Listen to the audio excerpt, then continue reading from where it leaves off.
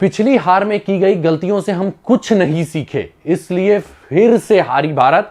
कहते हैं ना, कुछ लोग होते हैं उनका एटीट्यूड होता है कि कुछ भी हो जाए हम नहीं सुधरेंगे, और ऐसे लोगों को जिद्दी लोग बोला जाता है। और वही हाल इस सीरीज में श्रीलंका के खिलाफ भारतीय टीम का था कि कुछ भी हो जाए हम अपने गलतियों से नहीं सीखेंगे, हम जो मान के चल रहे हैं वही मानेंगे, पिच के हिसाब से सिलेक्शन नहीं करेंगे, और भी बहुत कुछ था। मतलब ऐसी जिद ठान के रखी थी गौतम गंभीर ने, या कह सकते हैं भारतीय टीम ने, कि भारतीय टीम को मुंह की खानी पड़ी। और बहुत ही दुख के साथ बोलना पड़ रहा है कि 27 सालों बाद श्रीलंका से हम सीरीज हार रहे हैं। और सबसे बड़ी बात कि पास्ट में श्रीलंका से सीरीज होती थी कि भाई भारतीय प्लेयर आउट ऑफ फॉर्म हो जाते थे, तो सीरीज होती थी कि भारतीय टीम को फॉर्म में लाना, इसलिए श्रीलंका को ला दो क्योंकि उन्हें हम बड़े आराम से हरा देते हैं। लेकिन इस बार अपनी जिद हमें ले डूबी और 27 सालों बाद हम हार चुके हैं। नमस्कार, मैं हूं आपका फेवरेट सिद्धांत त्रिपाठी, और इस वीडियो में हम बात करने वाले हैं कि आखिर भारत क्यों हारी। और सबसे बड़ी बात मैं आपको बताता हूं, भारत टॉस के समय ही आधा मैच हार चुकी थी,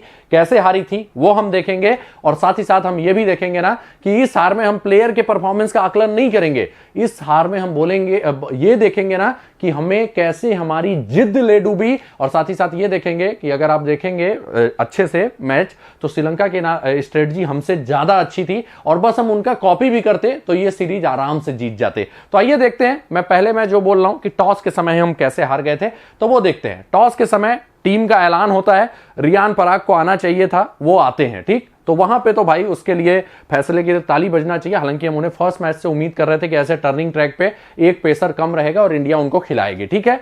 लेकिन वैसा कुछ होता नहीं है। दूसरे मैच में भी हम नहीं सीखे, तीसरे में कुछ सीखते हैं ये बोल सकते हैं, और रियान पराग आ जाते हैं, ठीक है।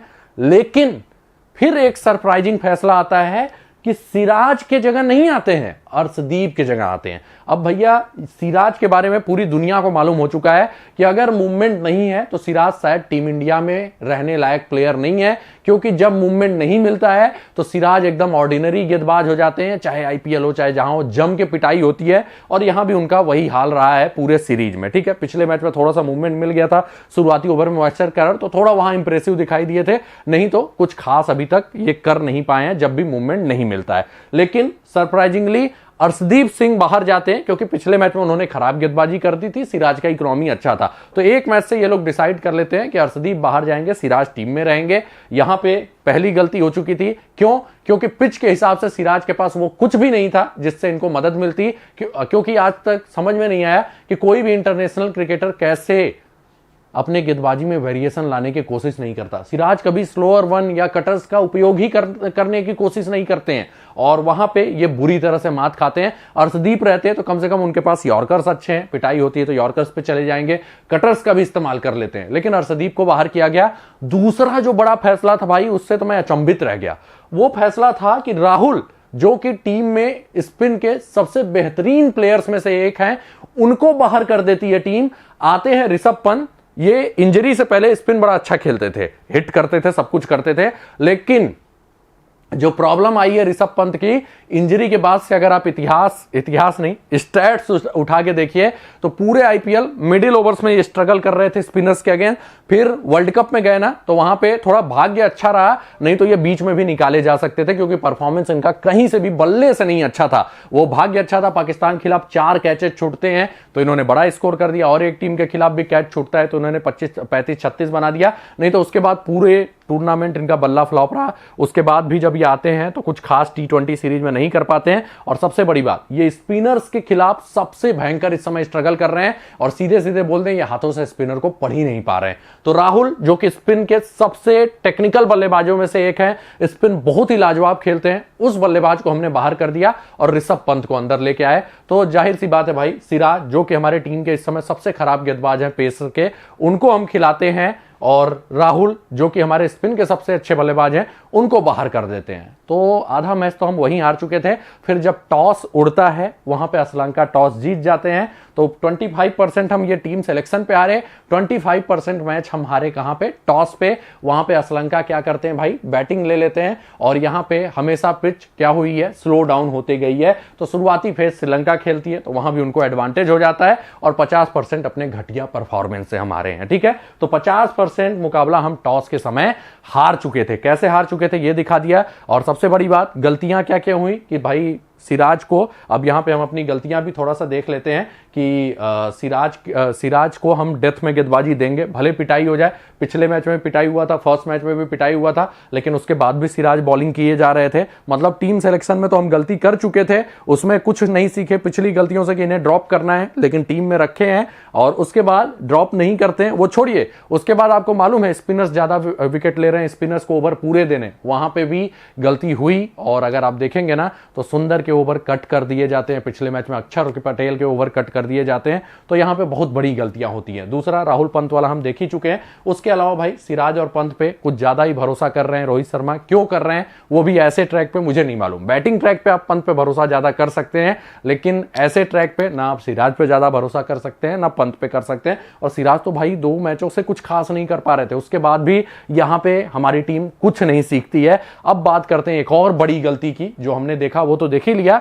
अब तीसरी जो बड़ी गलती थी वो ये थी, जिसको हमने थोड़ा सा दूर किया था, कि हमें फर्स्ट मैच से ही एक पेसर के साथ खेलना चाहिए था। ठीक है, लेकिन वैसा नहीं होता है। हम 2 पेसर के साथ खेलते हैं शुरुआत के 2 मैचेस, तीसरे में रियान पराग आ जाते हैं। हमने एनालिसिस वाला जो वीडियो बनाया था उसमें बोला था कि भारत को ये गलती तो नहीं करना चाहिए, पराग को आना चाहिए। पराग आ जाते हैं, थोड़ा इज्जत बच जाती है, वो विकेट निकाल लेते हैं। नहीं तो भाई पेसर्स के भरोसे रहते ना, फिर से लुटिया डूबनी थी। अब यहां पे क्या गलती होती है वो थोड़ा सा देखिएगा। आज के मैच में टॉस के समय तो हम हार चुके हैं, उसके बाद थोड़ा देखिए क्या गलती होती है। आते हैं सिराज, शुरुआत में ही उन पे अटैक होता है। दुबे जो थोड़ा बहुत वेरिएशन कर लेते हैं, ठीक है, वो 4 ओवर में बहुत कम रन देके जाते हैं, ठीक है। लेकिन सिराज भाई साहब एकदम अपने फॉर्म में है और 9 ओवरों में 78 रन दे देते हैं। ऐसे ट्रैक पे जहां पे मतलब 4 के इकोनॉमी से गेंदबाजों की पिटाई नहीं होती, ये 9 ओवर में 78 रन दे देते हैं। मतलब 8 के ऊपर 9 के बीच में 8.5 के आसपास रन रेट है।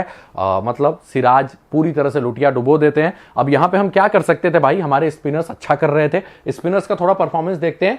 पेस ने इस मैच में 13 ओवर किया 87 पे, जिसमें 9 ओवर तो भाई सिराज ने ही किया, 78 रन देते हैं और दुबे 8 या 9 रन ही देते हैं। 6.69 का इकोनॉमी है। स्पिन करते हैं 37 ओवर 160 पे 6, 4.32 का इकोनॉमी। अब भाई अब यहां पे एक चीज सोचा जा सकता था, आपको ही मालूम है कि पेसर्स को मदद नहीं मिल रही है, तो हम सीधे सीधे हमारे पास 40 ओवर स्पिन के थे मेन बॉलर्स के, तो भाई 40 ओवर तो हमें स्पिनर से करवाना चाहिए था। उसके बाद पेसर्स की पिटाई होती तो हम मानते कि भाई हम उसमें कुछ किया नहीं जा सकता था और पार्ट टाइमर्स को हम नहीं उपयोग करना चाहते थे। लेकिन स्पिनर्स के ओवर होते हैं 37, ठीक है, 3 ओवर स्पिनर्स के बचे रह जाते हैं। अगर वो 3 ओवर स्पिनर करते तो शायद भारत उतने दबाव में नहीं जाता, सिराज की जो पिटाई हुई थी वो थोड़ा कम रहती और स्पिनर शायद विकेट भी लाकर दे सकते थे और हम श्रीलंका को ऑल आउट भी कर सकते थे। लेकिन वैसा नहीं हुआ। अब आप सोचेंगे यार ओवर किसका कट हुआ होगा, रियान पराग का कट हुआ होगा। अगर आप 37 देख रहे हैं ना तो आप यही सोचेंगे कि रियान पराग के ओवर कटे होंगे। नहीं, रियान पराग के 1 ओवर कटते हैं। वाशिंगटन सुंदर जो टीम के मोस्ट इकोनॉमिकल गेंदबाज थे, उन्होंने 8 ओवर केवल बॉलिंग किया, 29 रन दिए और उनसे हमने पूरी बॉलिंग नहीं करवाई।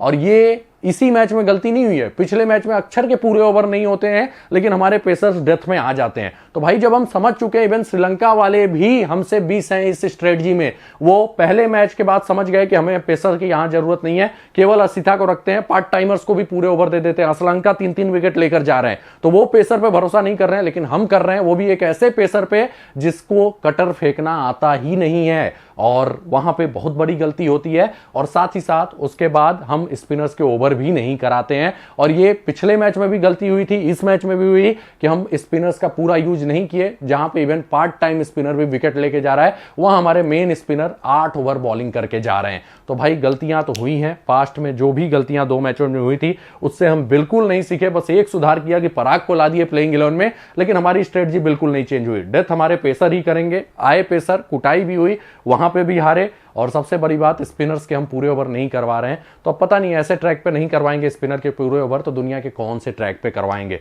तो कुल मिला के बहुत बड़ी गलतियां हुई हैं और इनसे हमें सबक लेना पड़ेगा, नहीं तो आगे दिक्कत हो सकती है। हालांकि गंभीर, रोहित, सब लोग बहुत ज्यादा समझदार हैं, तो मुझे लगता है कुछ शायद एक्सपेरिमेंट वाला फेज रहा होगा, एक्सपेरिमेंट करना चाह रहे होंगे। शायद आगे ये सब स्ट्रेटजी में दिक्कत ना मिले, लेकिन अगर ये एक्सपेरिमेंट नहीं था, तो भाई भारत के लिए बहुत बुरी खबर है, क्योंकि हम बहुत बुरी तरह से इस सीरीज में हारे हैं। आप भी कमेंट करके बताइएगा हार के क्या कारण थे। मैंने प्लेयर्स का परफॉर्मेंस ज्यादा जज ही नहीं किया है, मैं बस स्ट्रेटजी में क्या गलती है ये इस वीडियो में देख रहा था। तो इसी के साथ वीडियो समाप्त होता है। वीडियो को लाइक और शेयर जरूर कर दीजिएगा। नीचे पिंड कमेंट में नीचे कमेंट में आप अपना जरूर कमेंट दे दीजिएगा, ताकि पता चल सके कि क्या कमियां थी। हम भी आपका राय जानना चाहेंगे और किसकी गलती थी, ठीक है। और साथ ही साथ ये बताइएगा जो हमने कारण बताए वो सही थे कि नहीं। तो इसी के साथ वीडियो समाप्त होता है। वीडियो को लाइक शेयर कीजिए, फेसबुक पेज पे हैं तो लाइक शेयर और फॉलो कीजिए। वीडियो को भी लाइक और शेयर कर दीजिएगा। मिलते हैं अगले वीडियो में कुछ नए अपडेट्स के साथ। जय हिंद, जय भारत।